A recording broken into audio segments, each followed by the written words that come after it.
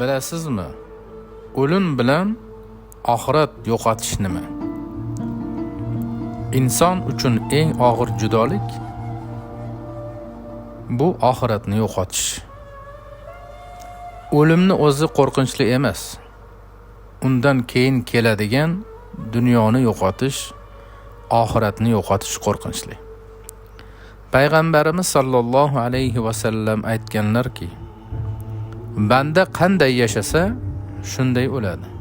Qanday o'lsa, shunday tiriladi. Kishilar o'ladi. Allohni zikr qilib, namoz o'qib, pok yashab turgan holda joni olinadi.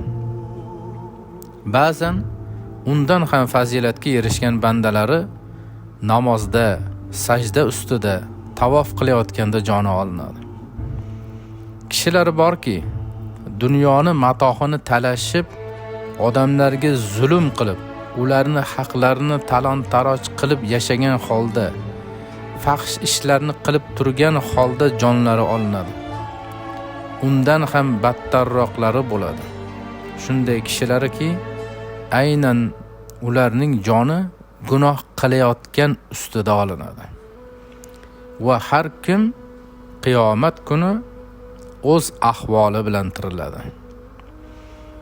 Ammo bandalar Allohning rahmatidan noumid bo'lmasin.